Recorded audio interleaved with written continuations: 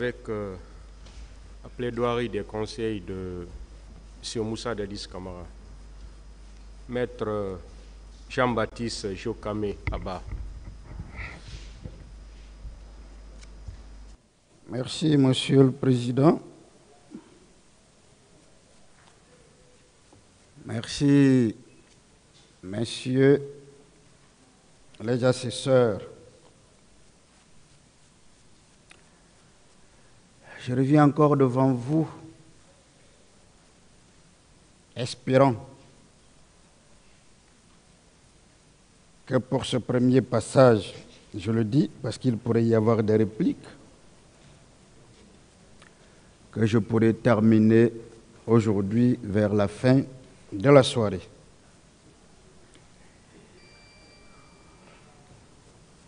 Je reviens devant vous pour continuer nos plaidoiries. Et les plaidoiries faites en faveur du président Moussa Dadis Camara. Je reste toujours dans la même logique de clôture telle que cela m'a été confié par mes prédécesseurs Almami Samori Traoré, et puis Antoine Lama et Antoinette Ouedraogo. Je viens donc dans cette lancée vous dire ceci ce matin. Monsieur le Président, Messieurs les assesseurs, à l'audience du 19 juin 2024,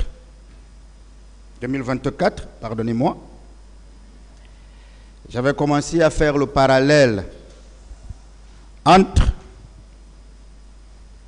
le rapport de la commission d'enquête internationale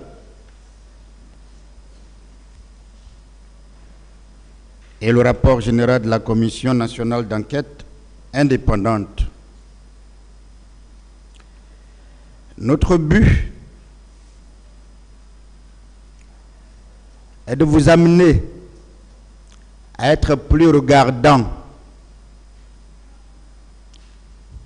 sur le rapport d'enquête de la Commission nationale d'enquête indépendante en raison tout naturellement de son caractère scientifique.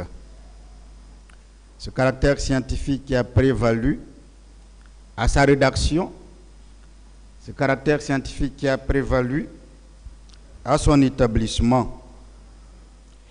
À titre d'exemple, Monsieur le Président, Messieurs les assesseurs, dans ce rapport, outre la narration exhaustive des faits par tous les acteurs des événements du 28 septembre 2009.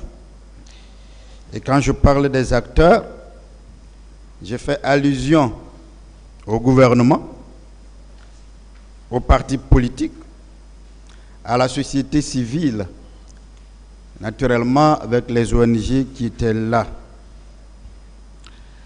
Ce rapport, Monsieur le Président, apporte des informations crédibles et scientifiques sur tous les aspects de ces événements. Vous verrez dans son contenu les informations sur les itinéraires suivis par les manifestants, ce qu'on ne trouve nulle part dans le rapport d'enquête internationale. Les forces en présence au stade, toutes les forces, sans exception aucune.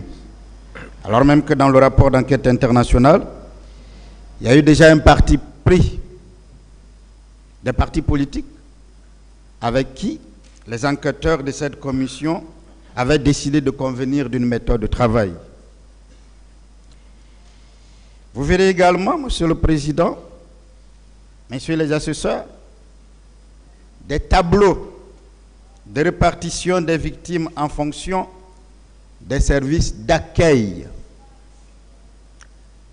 en fonction du sexe, en fonction de l'âge, en fonction de la profession, en fonction de la provenance, en fonction de la nature des lésions, en fonction du siège des lésions corporelles, en fonction des agents vulnérables, en fonction de l'évolution, en fonction des services de santé et même en fonction de la cause de chaque décès.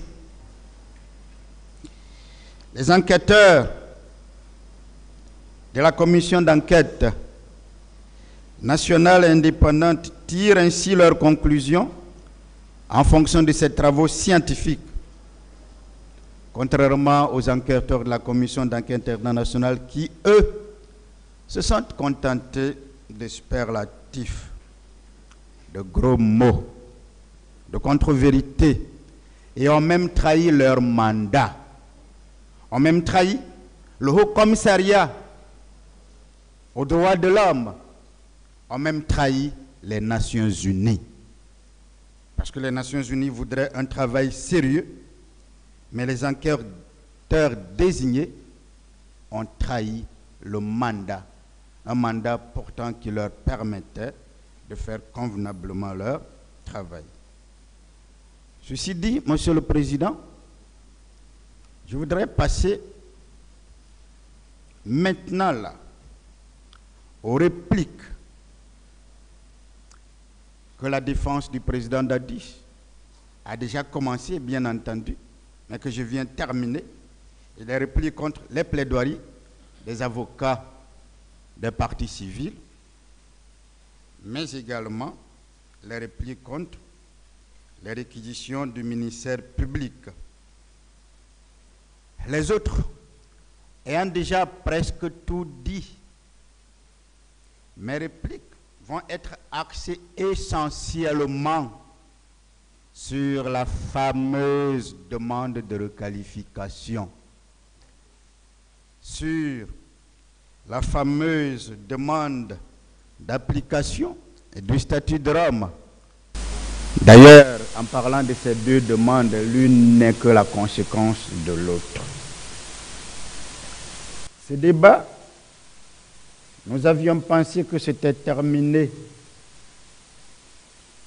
Mais puisque les partis civils n'ont que ça aujourd'hui comme seul espoir, puisque le parquet n'a que cela aujourd'hui comme espoir, il faut bien que la défense décide d'intervenir pour enfin éclairer ce tribunal criminel sur l'impossibilité, je dis bien l'impossibilité absolue, et je pèse mes mots,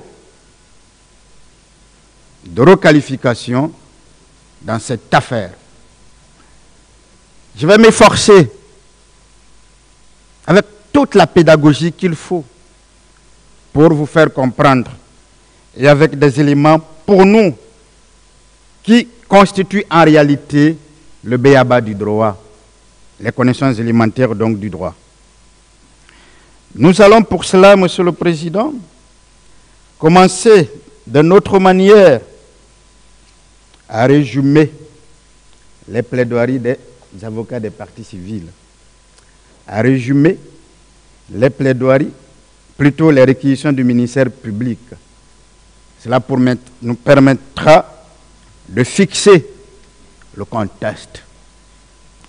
Nous allons ensuite, Monsieur le Président, dans le même ordre d'idées, faire quelques mises au point, des mises au point que nous considérons importantes, parce que dans cette salle ici, on a presque voulu comparer ce tribunal criminel à toutes les juridictions du monde. J'ai entendu Nuremberg, le tribunal militaire international de Nuremberg. J'ai entendu le tribunal international, pénal international pour l'ex-Yougoslavie. J'ai même entendu le tribunal pénal international du Rwanda. J'ai également entendu ici les chambres extraordinaires, africaines extraordinaires à Dakar. J'ai aussi entendu à plusieurs reprises la CPI. Nous ne sommes pas devant la CPI, mais on en a tellement parlé que nous allons de manière pédagogique pour faire dissiper tout malentendu, toute confusion, tout énigme, vous indiquer en quelques mots l'itinéraire de Nuremberg à La Haye, ou alors l'itinéraire du tribunal militaire international de Nuremberg à la CPI, et vous dire en quoi toutes ces juridictions citées ne peuvent être comparées à ce tribunal criminel. Nous reviendrons, Monsieur le Président, sur cette fameuse idée justement de l'application proprement dite du statut de Rome par votre tribunal, et enfin de la requalification proprement dite. Monsieur le Président, les assesseurs, de l'essentiel des plaidoiries des parties civiles et des réquisitions, nous résumons ceci. Pour les parties civiles et pour le ministère public, les crimes commis le 28 septembre 2009 au stade éponyme et les jours qui ont suivi sont des crimes contre l'humanité.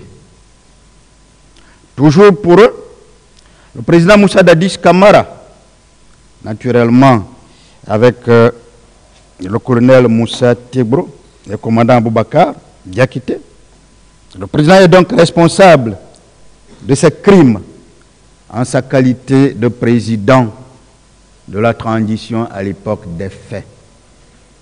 Et il tente de le démontrer en s'appuyant sur les titres attachés à sa fonction de président, en oubliant que tous les présidents de notre pays ont le titre honorifique de commandant en chef des forces armées.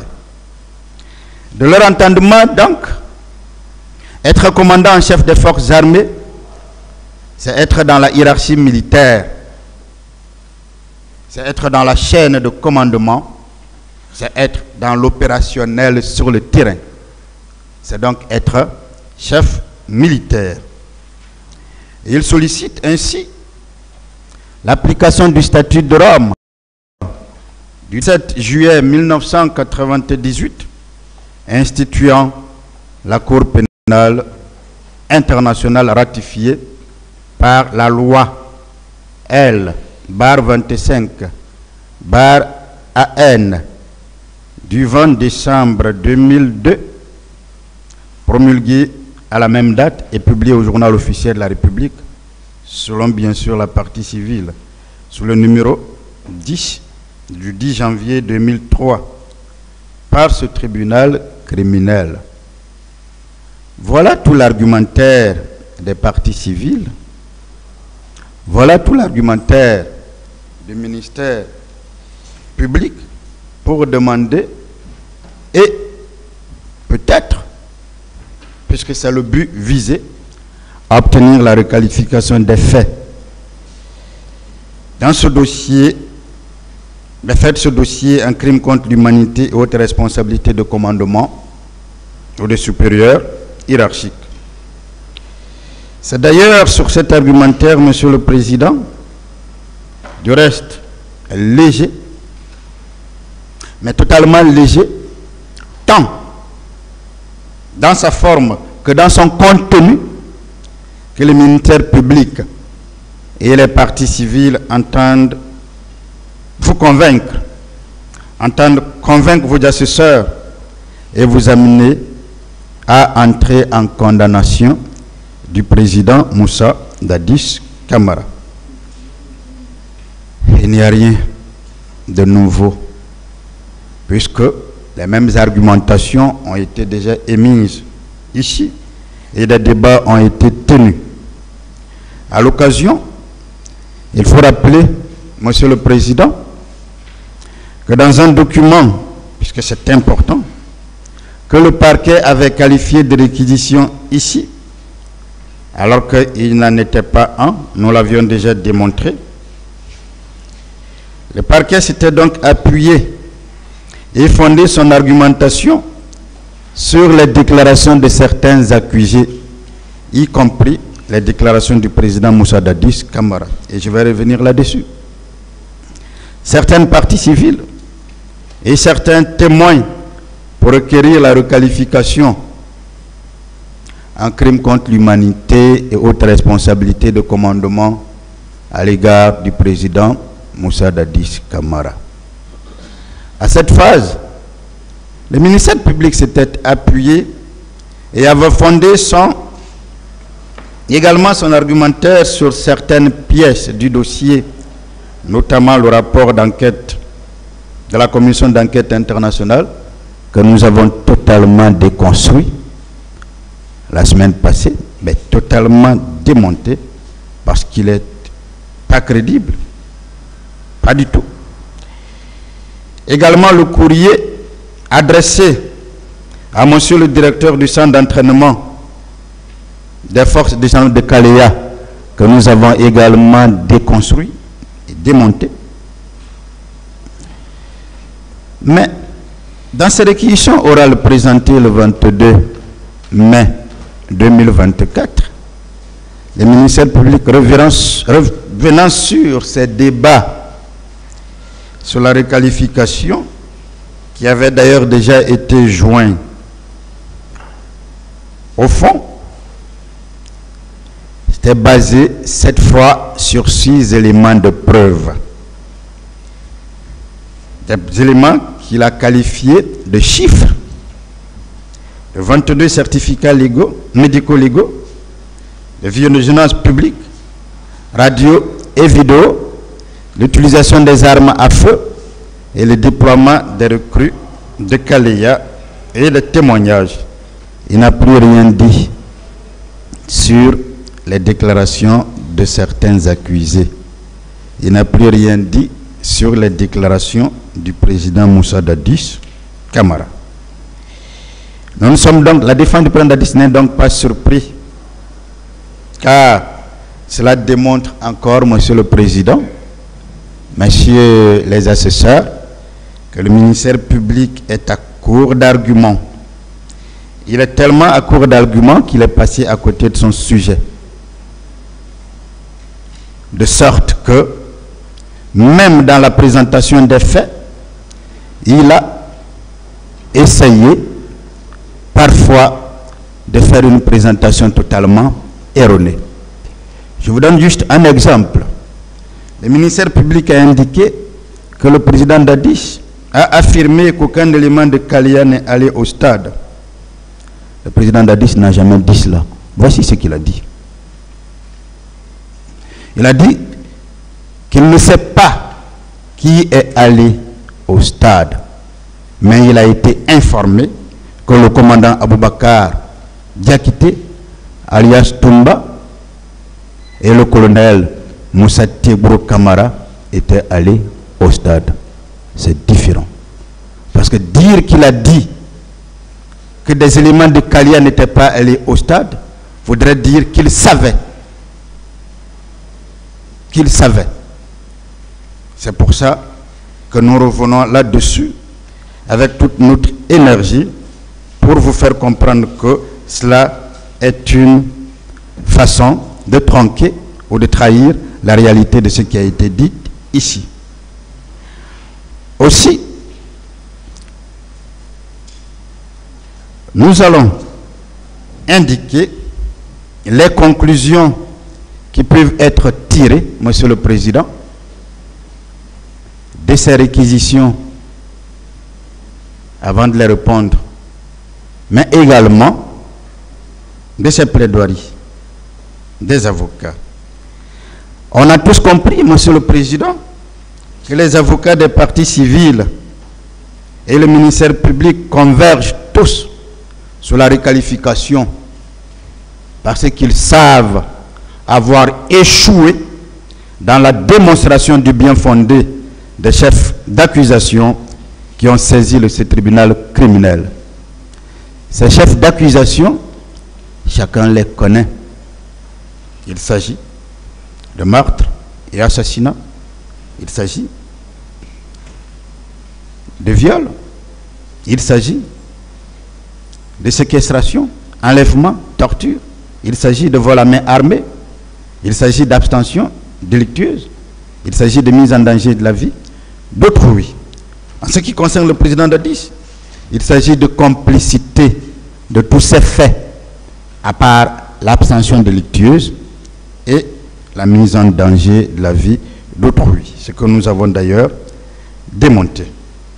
La piste de la complicité de meurtre et d'assassinat, d'enlèvement, de torture et de séquestration, de pillage et d'incendie, de magasins conteneurs et leur contenu, de vol à main armée, de crimes et délits commis à Kaléa, de mise en danger de la vie d'autrui et d'abstention délictueuse est donc à écarter.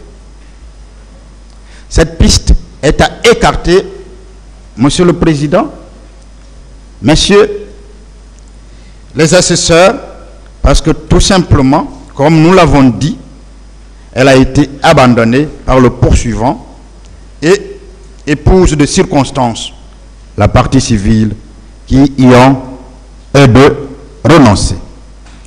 La piste de meurtre et d'assassinat, de torture et de séquestration, de viol, de pillage et d'incendie, de magasins, et ainsi de suite, contre les personnes poursuivies en tant que présumés auteurs, doit également être écarté, puisque, encore une fois, le ministère public a abandonné cette piste. La partie civile a abandonné cette piste, les deux ayant renoncé. Les accusés poursuivis de ces chefs d'accusation ne devraient donc pas s'inquiéter. Le président Moussa Dadis Camara ne devrait donc pas s'inquiéter en ce qui concerne les infractions pour lesquelles il a été renvoyé par devant vous. Parce que la partie sur les épaules de qui incombe la charge de la preuve n'a trouvé aucun élément. Elle n'a trouvé qu'à démissionner, elle n'a trouvé qu'à abandonner. Les seules et véritables questions qui restent et demeurent donc, Monsieur le Président, Messieurs les assesseurs, sont liées aux questions de requalification et aux questions de l'application du statut de Rome par ce tribunal. C'est à ces deux niveaux que le ministère public et les parties civiles jettent désormais leur dévolu, leur va-tout, toute leur énergie, toute leur force.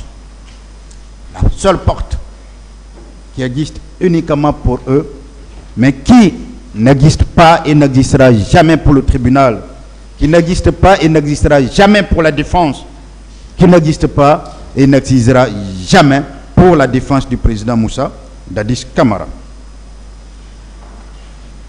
Permettez-moi, Monsieur le Président, de faire donc la mise au point dont j'ai parlé tout à l'heure pour éviter tout malentendu.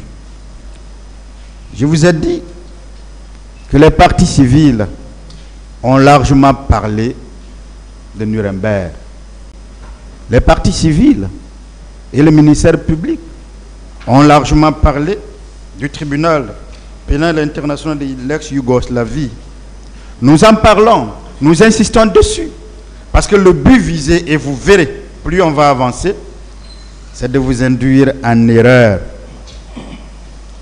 de créer des comparaisons qui n'existent pas et qui ne doivent pas exister. Nous les avons entendus. vouloir faire un parallèle entre ce tribunal criminel que vous présidez et ces différentes juridictions, alors même qu'aucune comparaison n'est possible. Nous allons donc, Monsieur le Président, nous limiter, comme nous vous l'avons dit, à l'itinéraire choisi pour arriver où on est aujourd'hui, jusqu'à la CPI, et comprendre que toutes ces différentes juridictions qui ont été citées n'ont absolument rien à faire ici. N'ont absolument rien à faire ici. Que s'est-il passé alors de Nuremberg à La Haye ou du tribunal militaire de Nuremberg à la CPI? Il y a eu, Monsieur le Président, plusieurs étapes qui ont été suivies, plusieurs étapes qui nous permettront de démontrer que les décisions qu'on vous a fait lire ici, venant de ces juridictions, ne peuvent vous inspirer, ne peuvent être appliquées par vous. Nuremberg, Monsieur le Président, ça a été un procès fondateur, il faut le dire. Pour certains, ça a été d'ailleurs un échec fructueux. Pour d'autres, ça a été un moment du droit, ou un droit du moment. Mais ce qu'il faut retenir, c'est l'acte de naissance du droit international pénal, qu'il ne faut pas confondre au droit pénal international. Je vais répondre plus tard. Toute cette définition, toute la définition, les éléments constitutifs du crime contre l'humanité, haute responsabilité de commandement, ainsi que la démonstration de la réalité de leur existence, doit être attachée au contexte ayant permis la naissance du crime contre l'humanité. Dès lors, Monsieur le Président, que l'on veut s'en écarter, comme le parquet et les parties civiles le font, pour isoler le crime contre l'humanité en décidant de le démontrer, pour isoler la responsabilité de commandement en décidant de le démontrer, ils sortent ainsi du contexte, ils rentrent dans une aventure, au milieu des cas, mais ils rentrent dans, ils s'engouffrent, si vous voulez, dans une mésaventure réelle. Il faut juste voir les différentes étapes. Les premières étapes, Monsieur le Président, c'est bien la convention internationale entre les vainqueurs de la Deuxième Guerre mondiale, qu'on a appelé Accord de Londres du 8 août 1944. C'est cet accord-là qui a mis en place le tribunal militaire international de Nuremberg pour juger ceux-là que les vainqueurs de la Seconde Guerre mondiale appelaient déjà, avant tout procès, avant toute condamnation, les criminels de guerre nazis. Nous en parlons parce que nous remarquons ceci, Monsieur le Président. Voyez-vous, dans le cadre du tribunal militaire international de Nuremberg, nous sommes dans un contexte de guerre. Nous sommes dans un contexte de guerre. Les événements du 28 septembre 2008 ne se sont pas produits dans un contexte de guerre. Ce n'est pas le cas.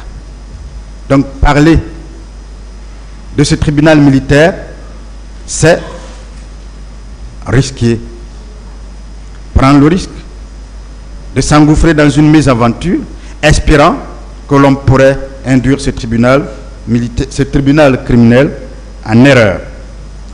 Deuxième remarque, Monsieur le Président, nous sommes devant une juridiction créée par les vainqueurs de cette guerre, les États-Unis, l'Union soviétique, la Grande-Bretagne et la France. Votre juridiction ici est créée par une loi Ce n'est donc pas le même contexte. C'est pour ça que ce qui est dit doit être pris avec les pincettes. Troisième remarque, Monsieur le Président, Messieurs les assesseurs, nous sommes devant une juridiction qui n'a pas la même perception de la présomption d'innocence que la vôtre, que ce tribunal criminel. Je vous ai dit, Monsieur le Président, qu'avant même que ces personnes ne soient jugées, avant même que ces personnes ne soient condamnées, heureusement qu'il y a eu des acquittements, il y a eu des condamnations.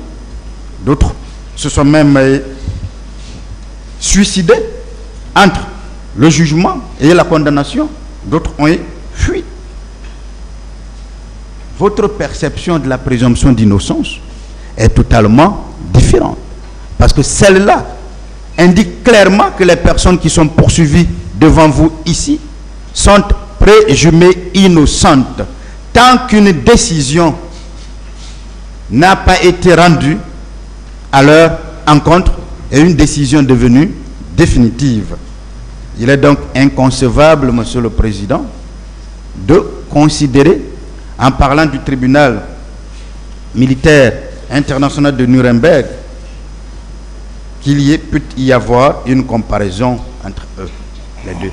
La deuxième étape, Monsieur le Président, c'est justement l'ordre du général anglais MacArthur de créer l'autre tribunal dans le même contexte, le tribunal militaire international de Tokyo, pour justement juger ce qu'ils ont aussi appelé les mêmes criminels de guerre, mais cette fois dans le Pacifique, au niveau de l'extrême-orient. Un des projets emblématiques de ce pan de l'après-deuxième guerre, Monsieur le Président, est bien le procès de Yamashita, dont le procureur de la République vous a parlé, dont le ministère public vous a parlé, et je reviendrai là-dessus pour vous faire comprendre qu'il est totalement passé à côté, mais vraiment hors sujet. Le général de l'armée impériale japonaise et commandant de la 14e armée impériale japonaise. Voilà un des procès emblématiques. On vous parle de ces juridictions parce qu'on veut que vous vous en inspirez alors qu'il n'y a aucun lien. Cette juridiction a été faite sur le modèle de Nuremberg, à la seule différence que sa militarisation était beaucoup plus accentuée. Parce que je fais remarquer qu'à Nuremberg, bien que devant un tribunal militaire, c'est encore là une autre particularité qui indique que vous n'avez rien à voir avec cette juridiction. Bien qu'un tribunal militaire, les Français n'ont envoyé que des juges civils. Les Américains, la même chose. Les Anglais, la même chose. Mais il n'y a que les Soviétiques qui ont siégé avec des magistrats et des juges militaires. Le troisième élément qui indique clairement que nous ne sommes pas dans le même contexte, Monsieur le Président, c'est bien ce qu'on va appeler le retour à Nuremberg, cette fois, non pas devant le même tribunal militaire international, mais devant des juridictions nationales, mais animées par des juges étrangers, français, anglais, américains, qui ont d'ailleurs beaucoup plus jugé que tous les autres, et soviétiques, parce que l'Allemagne avait été divisée en 4 subdivisions occupées par ces différents vainqueurs. Mais vous ne pouvez pas, encore une fois, Monsieur le Président, considérer que ces juridictions qui étaient mises en place pour juger des cas bien déterminés, des cas par exemple liés au camp de concentration, des cas liés à certains médecins qui étaient impliqués directement ou indirectement, on ne peut pas vouloir comparer ce contexte-là au contexte qui a prévalu aux événements du 28 septembre. Les deuxièmes étapes, Monsieur le Président, concernent la réapparition des juridictions pénales ad hoc et la Cour pénale internationale. Ces juridictions pénales ad hoc, Monsieur le Président, avaient été créées exprès pour juger des crimes internationaux. vous trouverez le tribunal, les premiers modèles qui sont créés par le Conseil de sécurité de l'ONU. Si les premiers sont créés par les pays vainqueurs, ici, les premiers modèles sont créés par le Conseil de sécurité de l'ONU. C'est là que vous trouvez le tribunal pénal international pour l'ex-Yougoslavie, qui était basé à La Haye, et le tribunal pénal international pour le Rwanda. Mais, Monsieur le Président, le tribunal pénal international pour l'ex-Yougoslavie, le contexte, c'est encore dans un contexte de guerre. La guerre a commencé en Yougoslavie, en 1991. Et le Conseil de sécurité de l'ONU, qui dans un premier temps avait mandaté l'Europe pour régler, et l'Europe ayant échoué, devrait prendre ses responsabilités. On a donc mis en place ce tribunal pour juger les responsables de ce qu'on a appelé une épuration ethnique. Pourquoi devrait-on comparer une juridiction créée pendant la guerre pour juger des crimes qui sont déjà commis? C'est-à-dire que là, on a créé des règles et des juges pour juger des crimes qui ont été déjà commis. Alors que, soyons d'accord, que la loi ne disposant que pour l'avenir, elle ne peut donc couvrir que des événements futurs. Mais là, nous sommes déjà en présence de faits commis. Et ces juridictions sont créées pour juger les présumés auteurs des faits qui sont commis. Il en est de même pour le tribunal pénal international du Rwanda, qui est basé à Arusha, en Tanzanie. Là aussi, ça a été créé par le Conseil de sécurité, naturellement avec entente avec le Rwanda, le pays dans lequel les infractions ont été commises. Mais, Monsieur le Président, là, nous sommes encore dans un contexte de guerre, de conflits armés, de génocide. Un pays qui a connu près d'1 million de morts. Est-ce que ce contexte peut être assimilable au contexte des événements du 28 septembre? Les ministères publics et la partie civile le savent et ils le font sciemment pour aggraver la situation et peut-être vous induire en erreur. Le deuxième modèle de ces juridictions ad hoc créées par le Conseil de sécurité de l'ONU, avec naturellement entente avec les États, c'était bien des juridictions qu'on va appeler des juridictions internationalisées ou des juridictions hybrides ou des juridictions mixtes. Ces juridictions sont mixtes de par leur composition, parce qu'elles sont composées de juges nationaux, mais également de juges internationaux ou étrangers. Parfois, elles sont composées de juges internationaux, mais qui siègent dans le pays. Est-ce qu'on peut encore comparer pour prendre de telles décisions, pour vous inspirer? Parmi ces juridictions, beaucoup ont été créées, Monsieur le Président. Vous trouverez par exemple que ça a été créé pour aller par ordre. Au Timor oriental, il y en a eu. Il y a eu les chambres africaines au sein des tribunaux cambodgiens.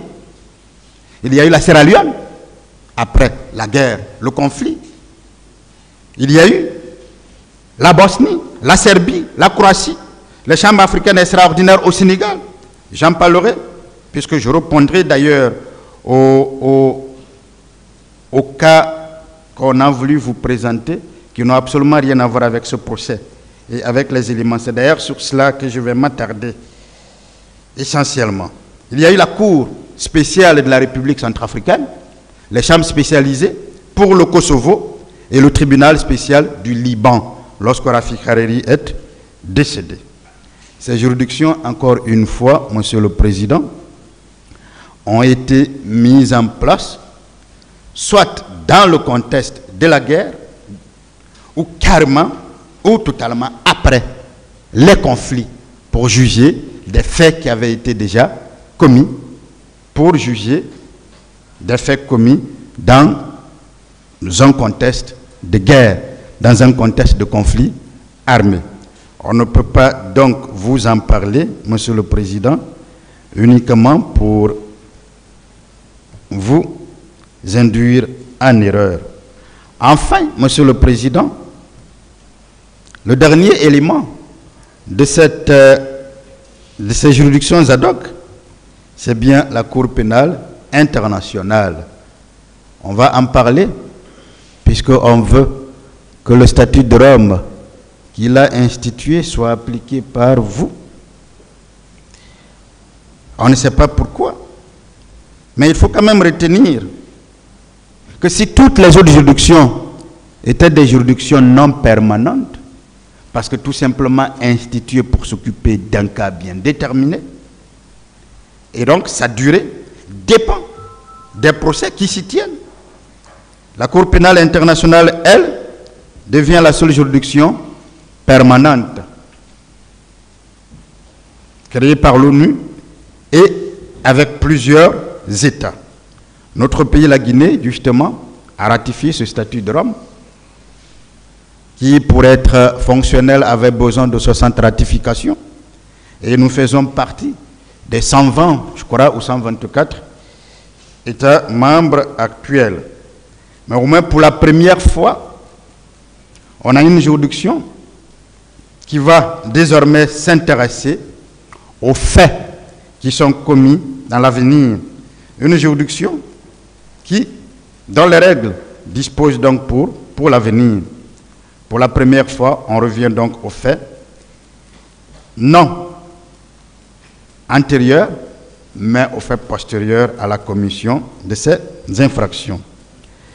De ce qui précède, Monsieur le Président, vous comprendrez aisément qu'il ne peut y avoir de comparaison entre ces différentes juridictions dont j'ai parlé, qu'elles soient créées par les pays vainqueurs, le tribunal militaire international de Nuremberg ou le tribunal militaire international de Tokyo, qu'elles soient créées par le Conseil de sécurité des Nations Unies, l'exemple du tribunal pénal international de l'ex-Yougoslavie et du tribunal pénal international du Rwanda, qu'elles soient créées par entente entre le Conseil de sécurité de l'ONU et des États, comme au Timor oriental et autres, en Sierra Leone, qu'elles soient créées par le Conseil des Nations Unies de manière permanente, comme la CPI. Ces différentes juridictions se distinguent nettement de ce tribunal criminel à plusieurs points de vue. On peut donc d'abord noter que votre juridiction est une juridiction créée par la loi. C'est une juridiction créée par la loi. Alors que le tribunal militaire international de Nuremberg et le tribunal militaire international de Tokyo est créé par des pays vainqueurs, par une simple convention conclue entre eux. Votre juridiction est créée par la loi, alors que le tribunal militaire international de Tokyo, par exemple, n'est créé que par un simple ordre, un simple arrêté d'un général. Je rappelle, et c'est ce que le ministère public n'a pas voulu vous dire, et les partis civils, parce qu'ils veulent tellement diaboliser le président Moussa Dadis Camara, qu'on va prendre l'exemple à ce niveau. Mais je rappelle, Monsieur le Président, que l'empereur Hirohito, qui était le premier responsable politique, a été écarté et n'avait jamais été jugé. Pourtant, il vivait. Je rappelle, on me dira que Hitler n'était pas vu, il était en fuite, ou il s'était suicidé, mais il n'a pas été jugé. En tout cas, puisqu'on n'avait pas la preuve de sa mort, il pouvait bien être jugé et une décision par contumace devrait être prise à son encontre. Cela n'a pas été fait. Votre juridiction se distingue également, Monsieur le Président, des juridictions ad hoc créées par le Conseil de sécurité de l'ONU. Elle se distingue également de la CPI qui est créée par un traité qui adhère aujourd'hui plusieurs pays. Votre juridiction nationale, votre juridiction est aussi une juridiction nationale. Qu'on ne perde pas cela de vue. Nous sommes devant une juridiction nationale. Alors que toutes les autres juridictions que je venais de citer sont soit internationales, soit internationalisées ou mixtes ou hybrides. Mais nous sommes devant une juridiction nationale. La confusion n'est pas possible. La comparaison n'est pas possible. Votre juridiction est également une juridiction permanente. À part la CPI, toutes les juridictions que j'ai citées ne sont pas des juridictions permanentes. Elles ont été créées uniquement dans un but bien déterminé. Et il ne faut pas qu'on vous induise en erreur pour les comparer. Ce tribunal criminel est une juridiction de droit commun, Monsieur le Président, Messieurs les assesseurs. Il n'est compétent pour connaître que des infractions de droit commun. Alors que les juridictions dont j'ai parlé tout à l'heure là sont compétentes pour connaître des infractions internationales, des crimes internationaux qui sont complexes. Les conséquences, vous les verrez, plus on va avancer. Voilà donc, Monsieur le Président, cette mise au point que la défense du président Dadis voudrait faire pour vous permettre de nous comprendre mieux quant à l'application du statut de Rome par votre tribunal et également quant à la requalification des chefs d'accusation en crime contre l'humanité et autres responsabilités des supérieurs hiérarchiques. Sur plusieurs points à ce niveau, notamment les conditions générales d'applicabilité du traité international du traité de Rome en droit guinéen et le pouvoir de requalification, on va être très honnête. La défense du président Moussa Dadis Camara partage beaucoup de choses avec le ministère public, partage beaucoup de choses avec les partis civils sur beaucoup de points. Il n'y a aucune contradiction entre nous. Parce que là, c'est du droit. Là, c'est du droit. Mais dans ce procès, il y a des obstacles juridiques. Mais il y a des obstacles juridiques qui ne permettent ni l'application du statut de Rome, ni la requalification des faits pour lesquels ces accusés sont poursuivis en crime contre l'humanité et autres responsabilités de commandement. Monsieur le Président, comme tout traité, le traité de Rome est soumis aux conditions d'applicabilité de tout traité en droit guinéen. Mais il y a des résolutions qui complètent les statuts de Rome et qui ne permettent pas de rendre effective l'application de ce traité tant que des mesures internes n'ont pas été prises. On va y arriver.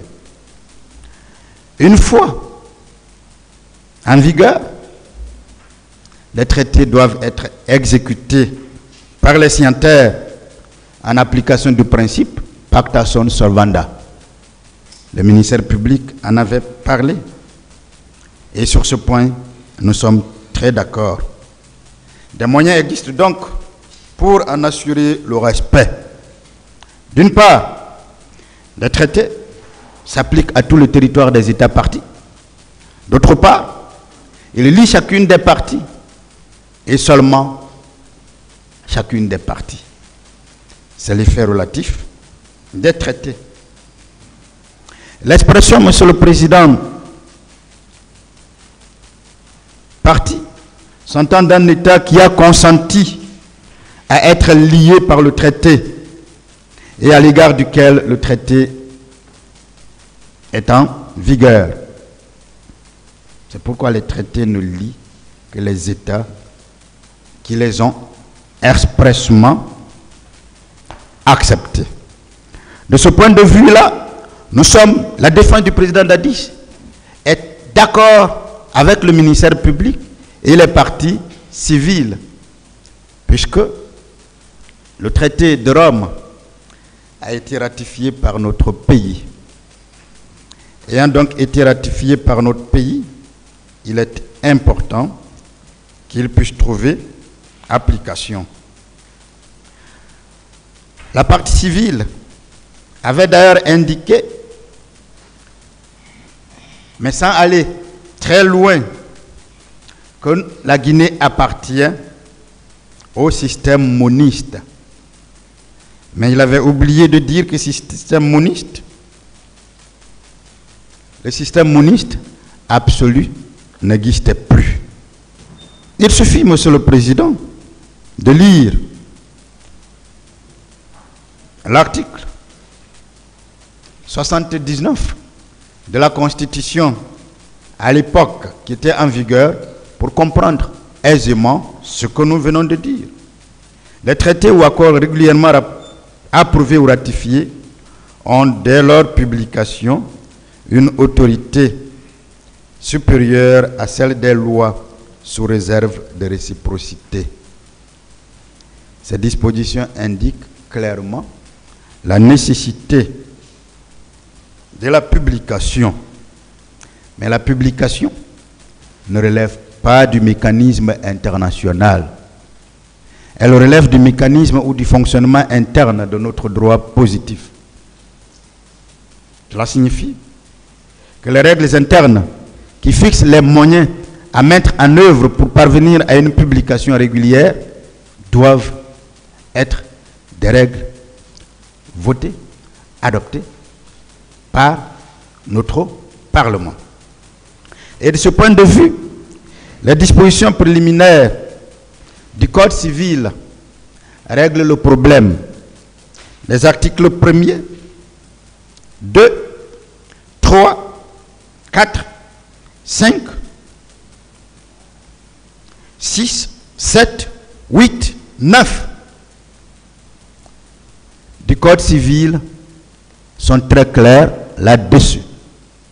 Mais une question demeure. Est-ce que la dernière étape liée à la publication avait été réglée? En tout cas, dans cette affaire-là, personne n'a encore produit un document relativement à cela. Mais à supposer même, Monsieur le Président, que le statut de Rome soit pris en compte par le ministère public et les partis civils, et que vous décidiez de l'appliquer, il y a une impossibilité d'appliquer ces statuts pour des raisons très simples, Monsieur le Président. La première raison, c'est que les règles du statut de Rome sont déjà intégrées dans le Code pénal.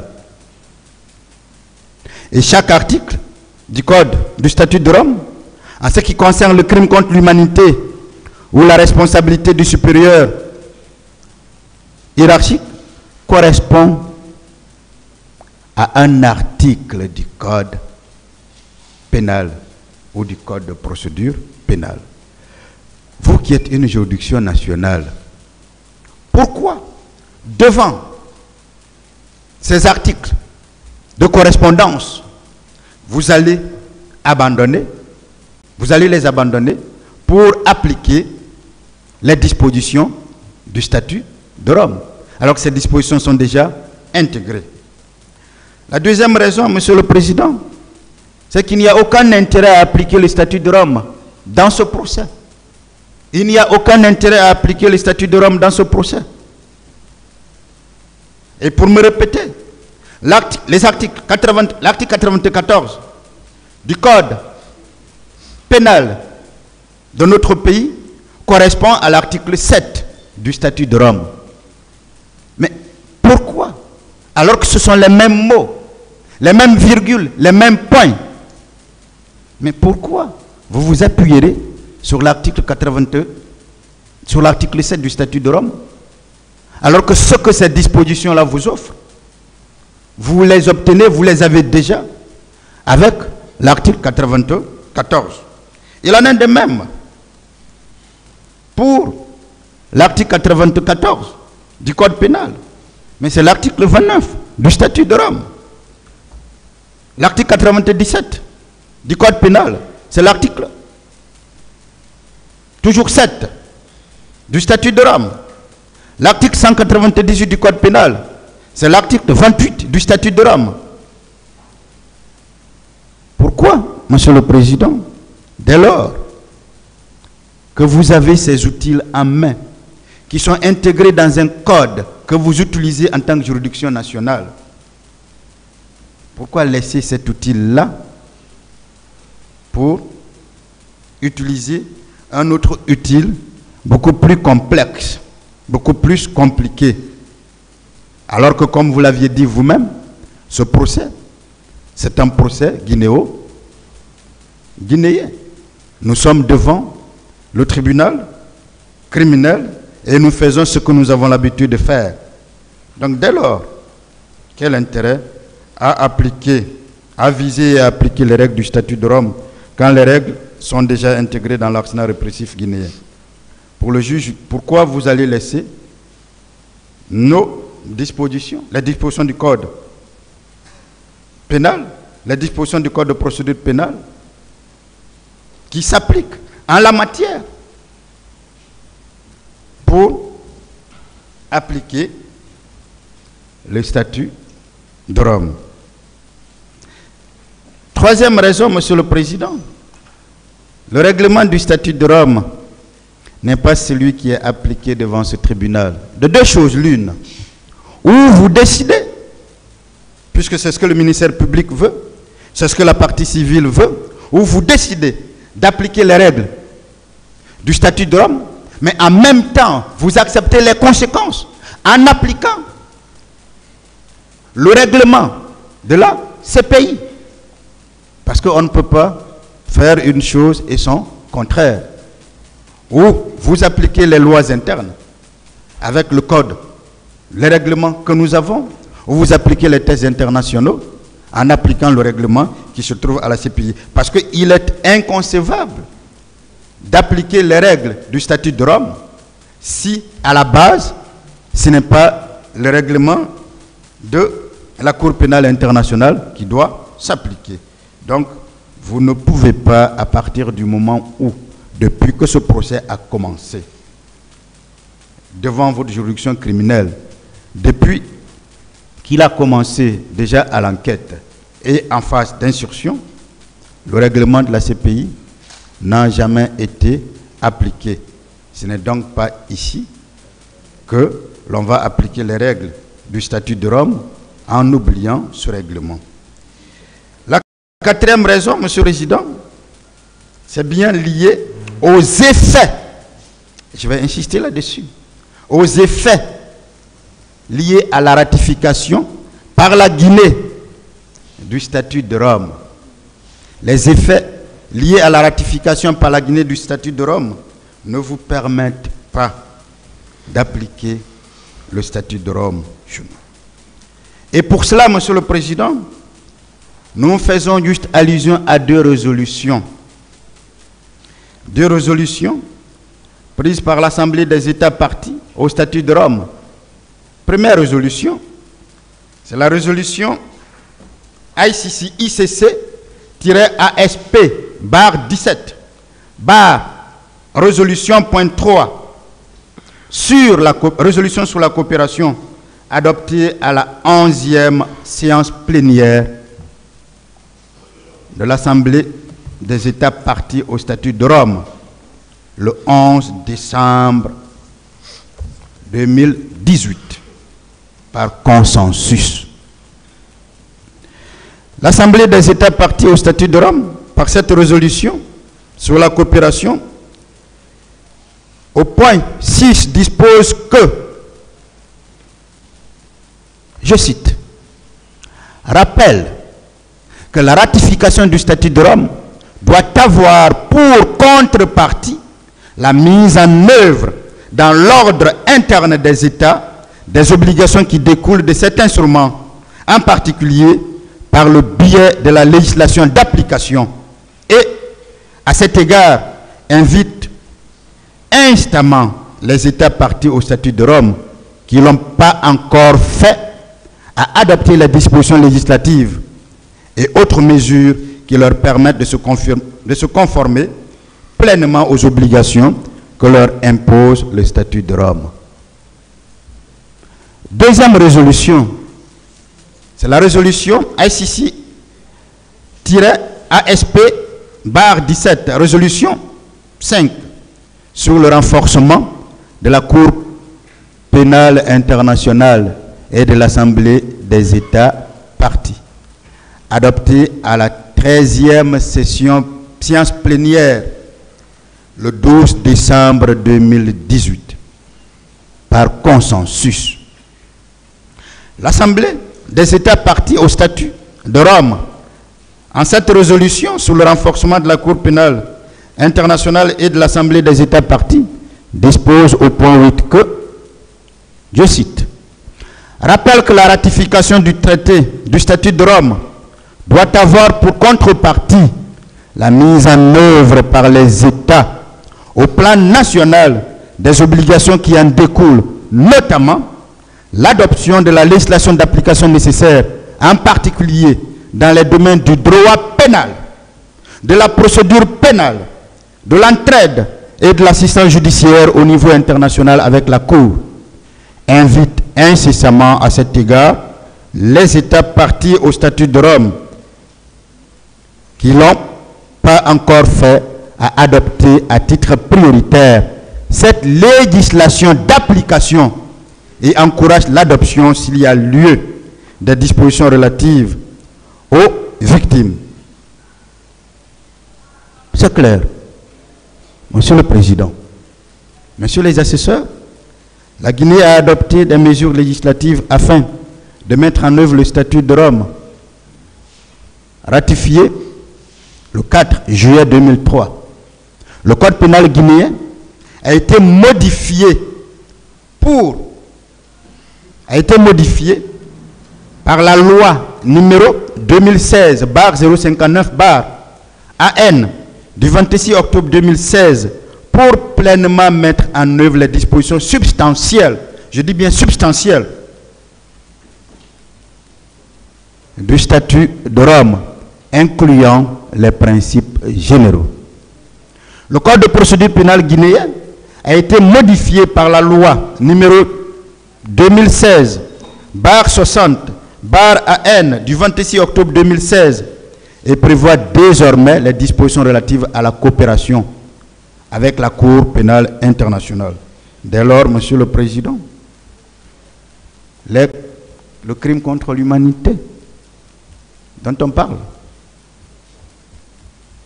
le statut de Rome prenant donc effet en Guinée en 2016 par l'adoption des tests, des deux tests, le code pénal de 2016, le code de procédure pénale de 2016, en ce qui concerne les infractions qui sont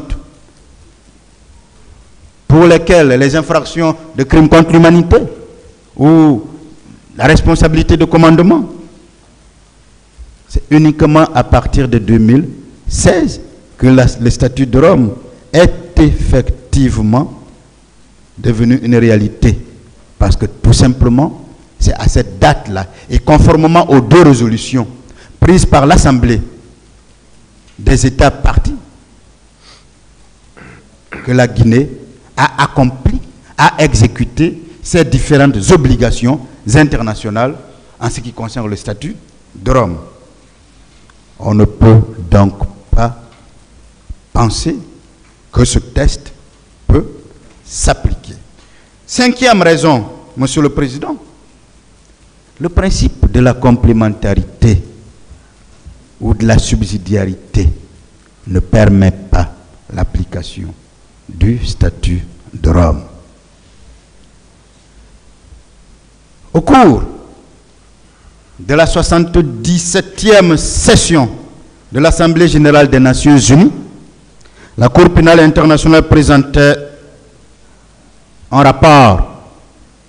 Du dit rapport, une résolution a été adoptée par l'Assemblée générale le 2 novembre 2022.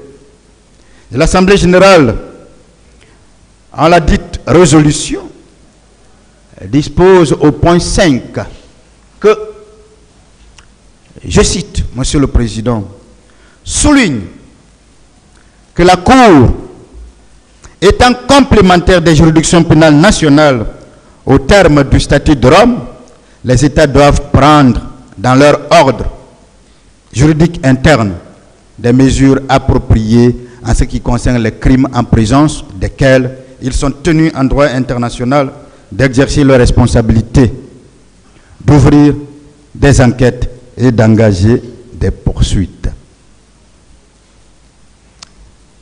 D'ouvrir des enquêtes et d'engager des poursuites. En cet énoncé, Monsieur le Président, Messieurs les assesseurs, l'enquête doit conditionner les poursuites. Et nous en parlerons largement quand nous allons parler de la requalification demandée.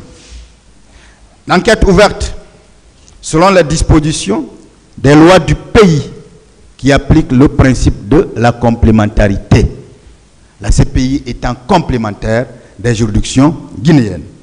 C'est justement pour cette raison, Monsieur le Président, que le 8 février 2010, le procureur général, près la Cour d'appel de Conakry, conformément à l'article 55, alinéa 1 du Code pénal guinéen à l'époque, désignait 3 juges d'instruction, le collège des juges que nous connaissons, pour mener une enquête à l'échelle nationale à propos des événements du 28 septembre.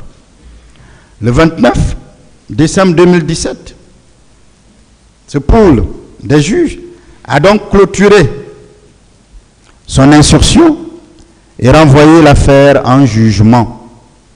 Les chefs d'accusation étant retenus: meurtre, assassinat, viol, pillage, torture, enlèvement, entrave, non-assistance à personne en danger et complicité. Ces chefs d'accusation ont été retenus contre les accusés à la fois en tant que présumés auteurs, mais également en tant que complices. Le 25 juin, la Cour suprême a rejeté une série de pourvois contestant la portée de l'instruction et a confirmé la décision des magistrats instructeurs. C'est ce qui a permis d'amorcer ce procès, Monsieur le Président. Voyez-vous, en raison donc de ce principe, du respect de ce principe, de la complémentarité ou de la subsidiarité, les juridictions nationales qui ont pris leurs responsabilités ne peuvent plus laisser la place à la CPI. C'est pour ça que seules sont les règles internes qui doivent s'appliquer et non le statut de Rome. Sur le deuxième volet, Monsieur le Président, lié à la requalification des faits en crimes contre l'humanité et autres responsabilités de commandement ou de supérieurs hiérarchiques, nous voulons d'abord vous dire que la qualification juridique des faits est une opération qui consiste à faire entrer des faits dans une catégorie juridique bien déterminée. C'est donc tenter d'assimiler des faits concrets à une catégorie abstraite énoncée par la loi. C'est en ce sens, d'ailleurs, que la formule « nullum crimen, nulla poena sine lege », selon lequel il ne peut y avoir ni infraction, ni peine sans test de loi, a tout son sens, a tout son pesant d'or. Ceci dit, Monsieur le Président, la défense de Dadis, du président Moussa Dadis Camara, elle a déjà dit pendant les débats, ne vous dénie pas le pouvoir de requalification. Parce qu'en principe, tout juge pénal, qu'il soit juge au correctionnel, juge au criminel, a un pouvoir de requalification pour la simple raison, Monsieur le Président, Messieurs les assesseurs, que le juge pénal n'est pas saisi de qualification et qu'il a le devoir d'examiner la qualification des faits qui lui sont soumis. Il dispose donc en principe de larges pouvoirs lors de l'instruction définitive d'une affaire afin de s'assurer de la matérialité des faits. Attention, il ne s'agit pas d'un pouvoir discrétionnaire, il ne s'agit pas d'un impérium. Pourtant, lorsqu'il est saisi à l'initiative du magistrat instructeur ou du ministère public ou encore de la partie civile ou des parties civiles, il est limité dans le cadre de sa saisine en raison du principe de la séparation des fonctions de poursuite et de jugement. L'article préliminaire du Code de procédure pénale énonce que la procédure pénale doit garantir la séparation des autorités chargées de l'action publique et des autorités chargées de jugement. Exceptionnellement, Monsieur le Président, exceptionnellement, et c'est là qu'interviennent les limites au pouvoir de requalification que le président Dadis ne vous dénie pas, que la défense du président Dadis ne vous dénie pas. Exceptionnellement, le pouvoir de requalification a pour limite le respect des droits de la défense. En clair, personne, mais je dis bien personne, en tout cas du côté du président Dadis, ne vous a dénié le pouvoir de requalification. Ce que l'on veut vous faire comprendre, c'est que vos pouvoirs sont limités en général et qu'en l'espèce, il y a une impossibilité de requalifier les chefs d'accusation en crime contre l'humanité et autres responsabilités de commandement. Ainsi, si le principe est le pouvoir de requalification, ce pouvoir se heurte au respect des droits de la défense, qui est donc l'exception.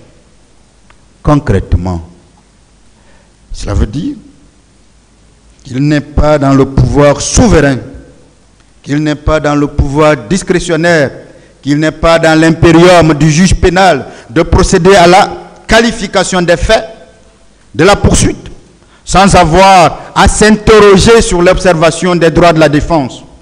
Ces droits ne peuvent en aucun cas faire l'objet de violations. Ces droits ne peuvent en aucun cas faire l'objet d'inobservation. Non seulement cela reviendrait à l'arbitraire d'un juge,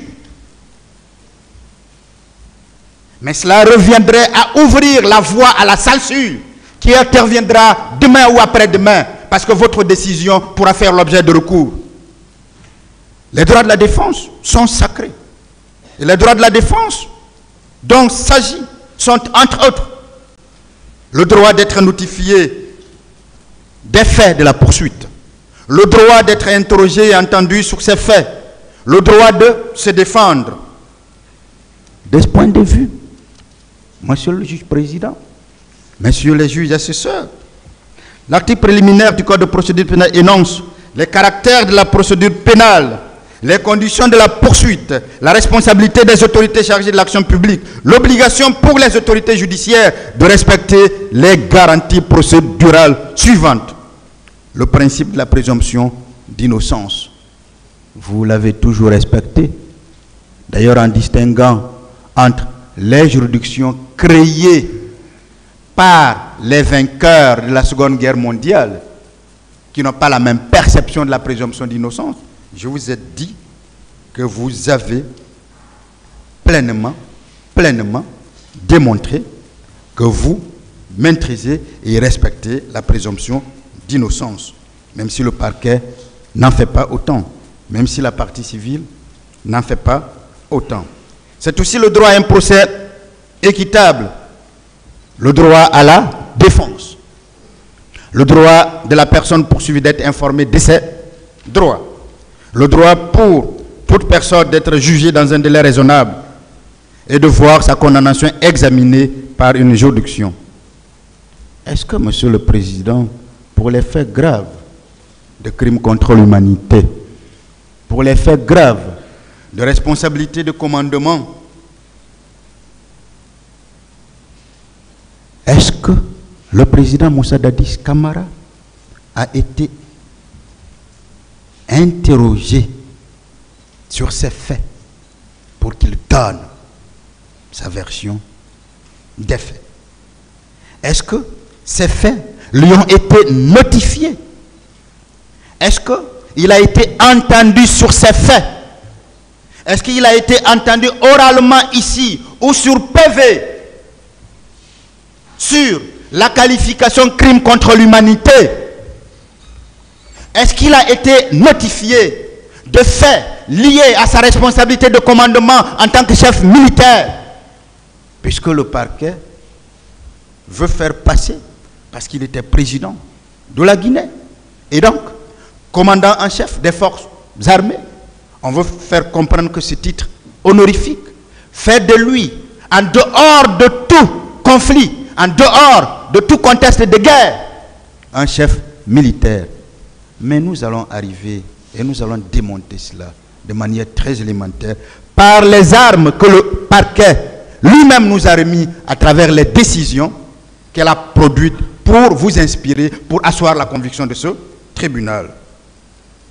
À partir du moment où le président Moussa Dadis Camara n'a jamais été entendu sur ces faits, à partir du moment où ces faits ne lui ont jamais été notifiés, à partir du moment où il ne s'en est jamais défendu, il ne peut y avoir de requalification.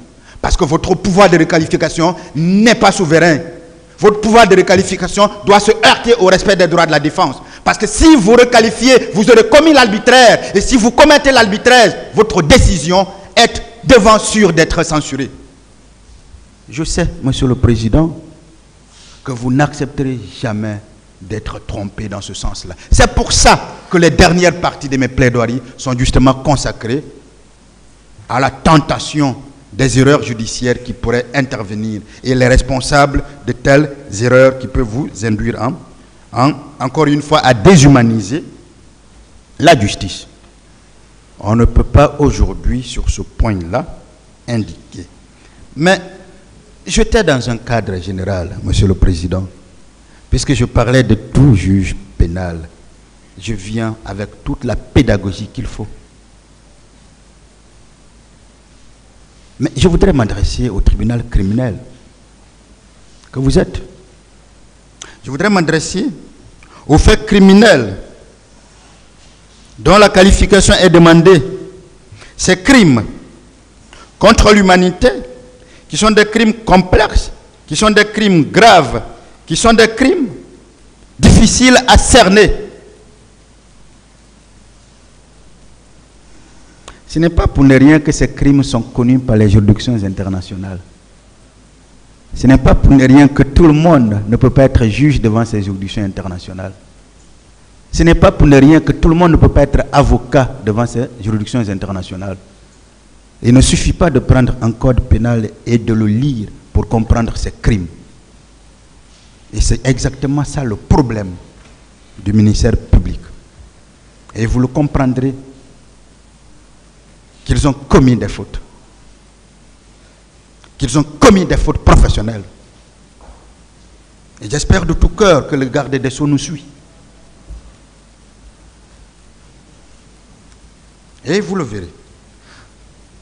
Il y a une impossibilité de requalification par le juge criminel que vous êtes des infractions de droit commun en crime contre l'humanité. Je vais vous donner les raisons, Monsieur le Président. Les premières raisons ont été déjà évoquées par mes prédécesseurs. Je ne reviendrai pas là-dessus, puisque j'en ai d'ailleurs parlé tout à l'heure. C'est bien l'autorité de la chose jugée. C'est discutable. C'est vraiment discutable. Et c'est honnête. C'est pour ça que je n'en parle pas. Je reviens au respect. La deuxième raison, c'est le respect de la légalité interne. Le respect de la légalité interne. Conformément à l'article 141 du Code de procédure pénale, Monsieur le Président, Monsieur les assesseurs, l'instruction préparatoire est obligatoire en matière de crime, sauf disposition spéciale. Elle est facultative en matière de délit et de contravention. L'instruction préparatoire est obligatoire en matière de crime. Le crime contre l'humanité, Monsieur le Président, comme son nom l'indique, est un crime. En plus d'être un crime, c'est un crime international d'une extrême gravité. Pouvez-vous requalifier, juger des personnes pour crime, alors qu'aucune instruction n'a été faite dans cette affaire? Alors que la légalité interne impose qu'en matière criminelle, que l'enquête, que l'instruction soit obligatoire. Est-ce qu'il y a eu des enquêtes particulières, des enquêtes faites sur le chef de crime contre l'humanité? Est-ce qu'il y a eu des enquêtes faites sur le chef de responsabilité de commandement? Pour que la poursuite, pour que l'on vous demande de requalifier un crime qui n'a jamais fait l'objet d'enquête, qui n'a jamais fait l'objet d'instruction préparatoire. En tout cas, dans ce dossier, les faits ayant fait l'objet d'enquête et d'instruction préparatoire sont le meurtre, l'assassinat, la torture, la séquestration, l'enlèvement, les coups et blessures, le vol à main armée, l'abstention délictueuse, d'ailleurs c'est un délit, et tout ce qui s'ensuit. Nulle part dans l'ordonnance de renvoi, nulle part il n'a été question de crime contre l'humanité, nulle part il n'a été question de responsabilité de commandement. Comment voulez-vous, alors même que la loi impose une instruction, des enquêtes, que la poursuite vous demande de requalifier en ces faits qui n'ont jamais fait l'objet d'enquête et d'instruction préparatoire? Est-il juridiquement concevable pour un juge pénal, notamment un juge criminel, de procéder à la requalification de faire un crime qui n'a fait l'objet d'aucune enquête, d'aucune instruction, alors que la légalité interne rend obligatoire cela? Je rappelle que le droit pénal est un droit de certitude. Ce n'est pas un droit qu'on interprète par analogie. C'est un droit d'interprétation stricte. Il n'y a jamais eu d'enquête il n'y a jamais eu d'instruction préparatoire en ce qui concerne le crime contre l'humanité, en ce qui concerne la responsabilité de commandement, qu'on appelle aussi responsabilité du supérieur, hiérarchique, que ce supérieur soit civil ou militaire. Parlant du cas du président Dadi, un supérieur militaire, donc un chef militaire. Il n'y a jamais eu d'enquête dans ce sens-là. Il serait donc inconcevable pour votre tribunal, ce tribunal criminel, d'aller dans le sens voulu par le ministère public, d'aller dans le sens voulu par la partie civile. La deuxième raison, Monsieur le Président, c'est le respect de la légalité internationale. C'est le respect de la légalité internationale. Je vous ai parlé tout à l'heure de la 70e session de l'Assemblée générale des Nations unies, où la Cour pénale internationale a présenté un rapport.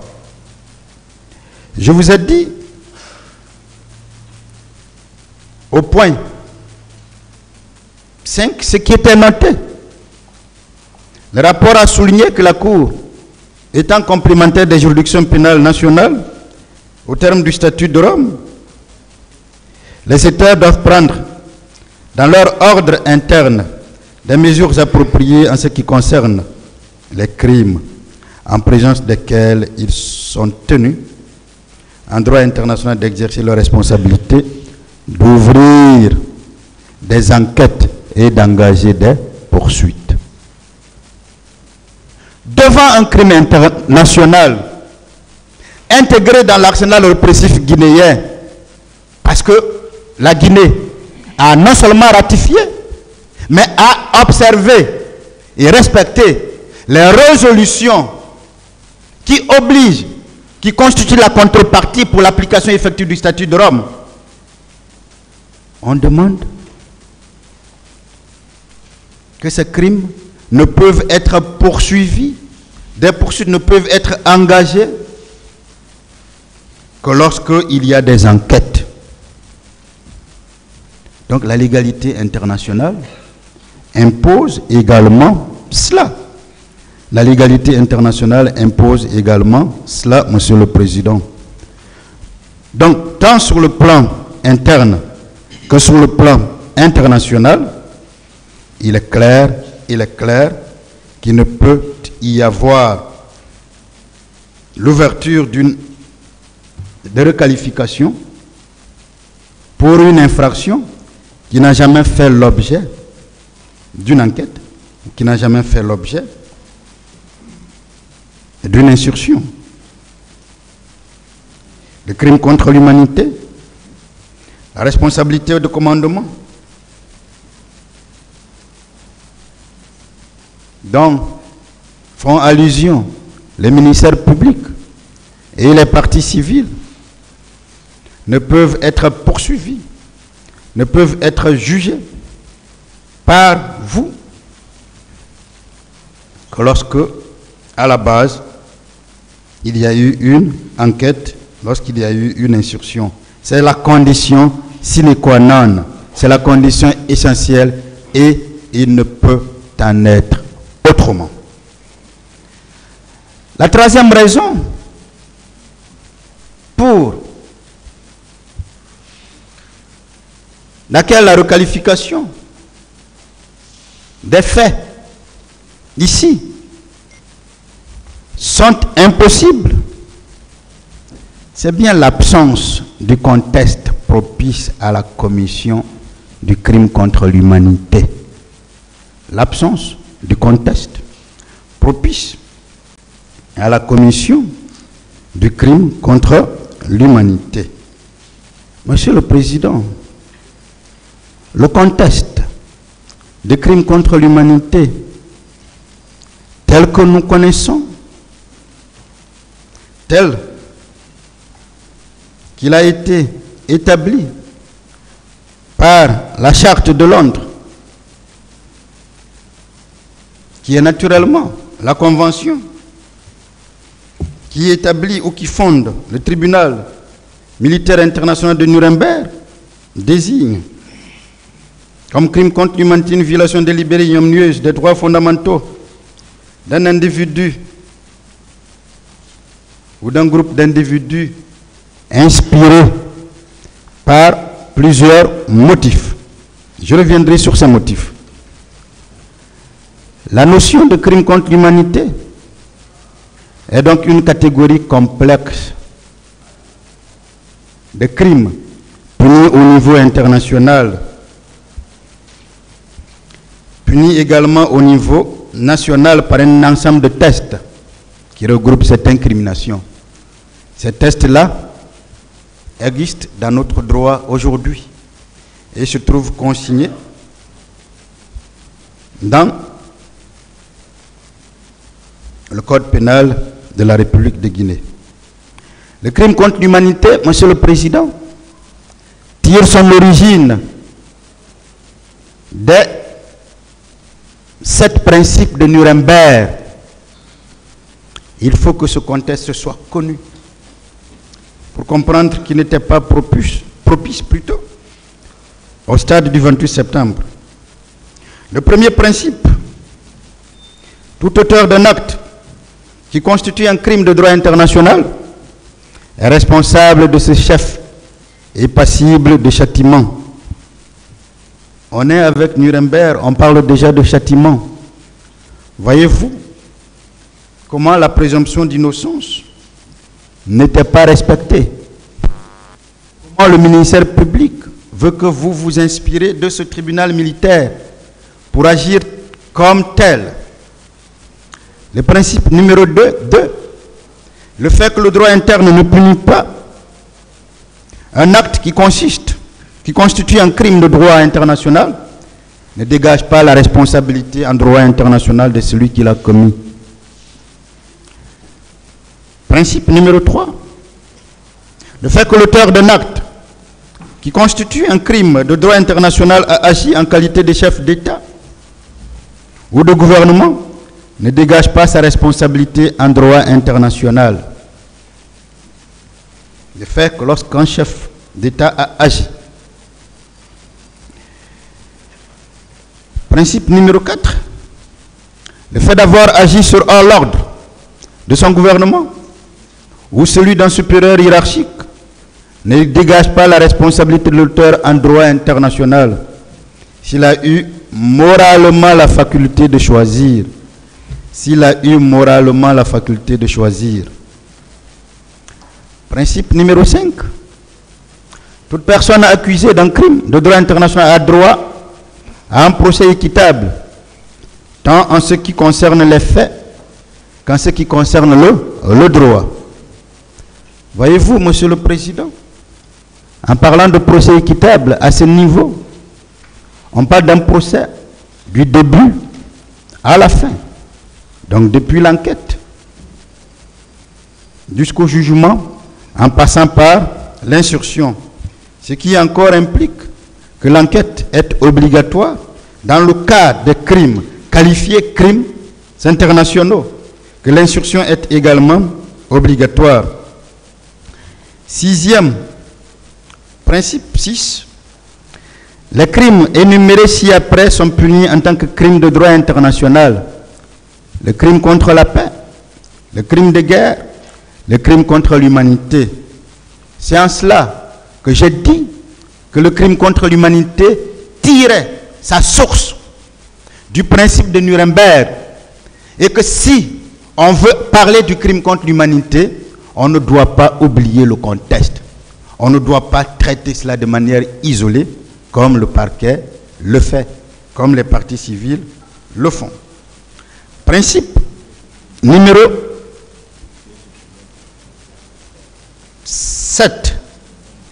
La complicité d'un crime contre la paix, d'un crime de guerre ou d'un crime contre l'humanité tels qu'ils sont définis dans le principe 6 est un crime de droit international. Monsieur le Président, c'est important à ce niveau. On parle de complicité, de crimes contre la paix, de crimes contre l'humanité. Le président Dadis est renvoyé par devant vous pour complicité. Le ministère public demande de le condamner en tant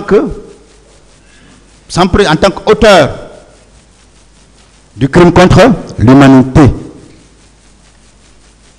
La question qui se pose, est-ce que, alors même que la complicité du crime contre l'humanité est prévue, est-ce que vous, juge pénal, juge criminel, est-ce que vous avez la possibilité, est-ce que vous avez le pouvoir de changer, de modifier la qualité d'une personne poursuivie pour complicité en présumé auteur? Ça n'existe pas. Et le pouvoir, votre pouvoir de requalification ne peut vous le permettre. Voilà une des failles des réquisitions du parquet. La quatrième raison pour laquelle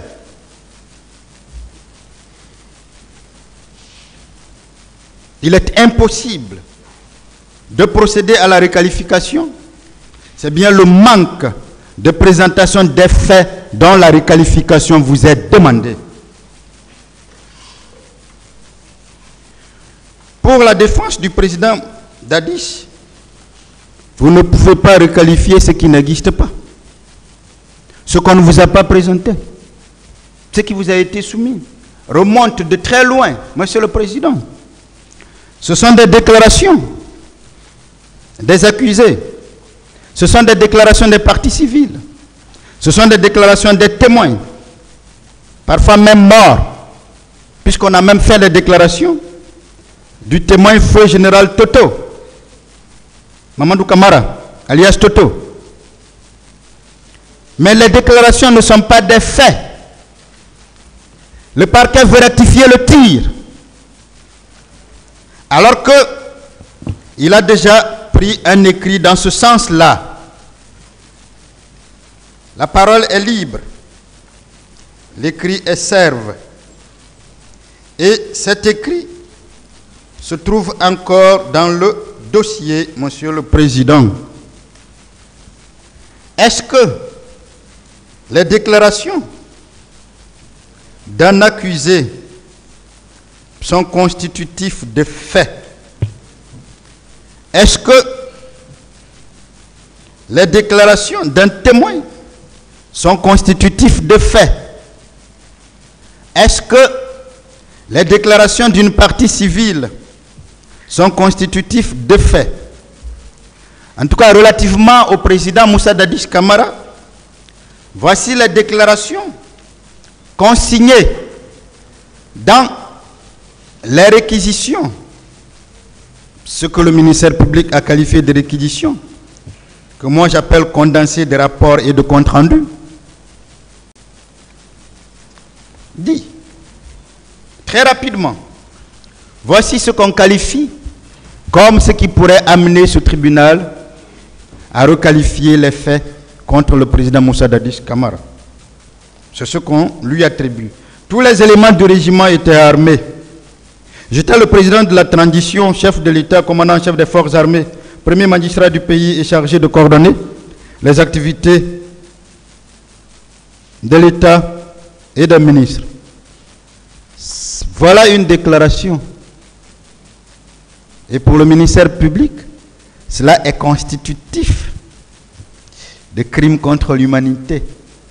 Cela est constitutif de responsabilité de commandement. On continue. J'étais informé de la programmation de la manifestation avant mon départ pour l'Abbé. Je m'y étais opposé à cause de la portée historique et la solennité que je voulais accorder à cette journée. Voilà encore une déclaration erronée. Parce que le président Dadis ne s'est jamais opposé à un quelconque meeting, faut-il le rappeler. Il a demandé de surseoir, répétant simplement ce qu'avait pris comme décision son ministre des Affaires politiques. Il avait demandé de surseoir et de changer tout simplement de lieu et de date. Cela a été clairement indiqué ici. Donc, notez dans un procès verbal, estimant avoir transcrit un PV alors qu'on ne voit pas de procès verbal de transcription de PV, le ministère public est en train de falsifier, de tronquer les déclarations du président Dadis.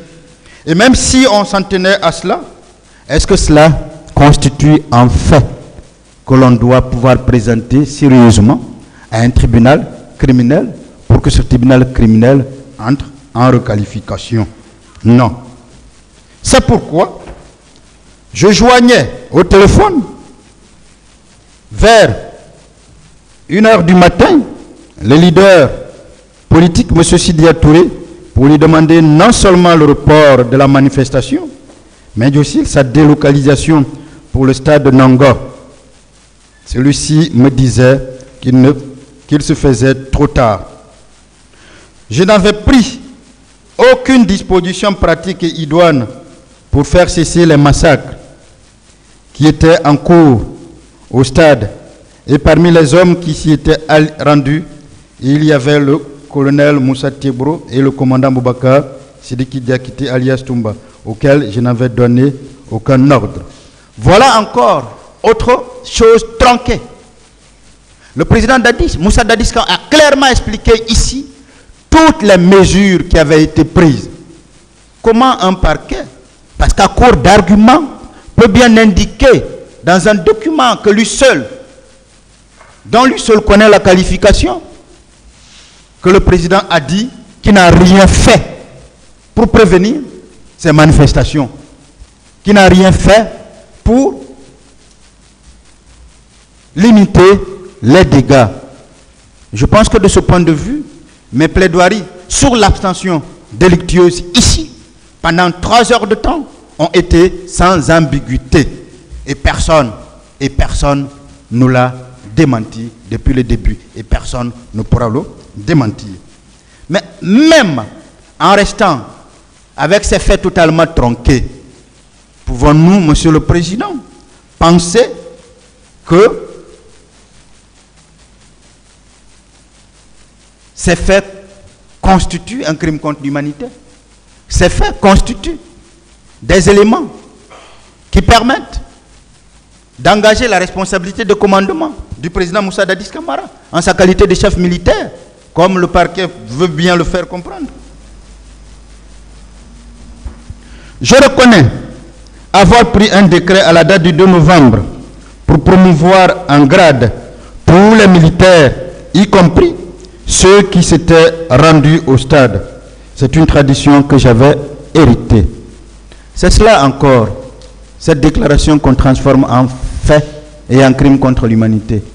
Voilà un ministère public qui veut même dénier à un chef d'État ce qui constitue ses pouvoirs. Le pouvoir de nommer à des postes militaires ou civils. Le pouvoir de décider des grades donnés aux membres des forces de l'ordre et de sécurité. Voilà un parquet. Voilà un parquet qui abuse de ses prérogatives, nous en parlerons d'ailleurs déjà, mais qui dénie ou qui veut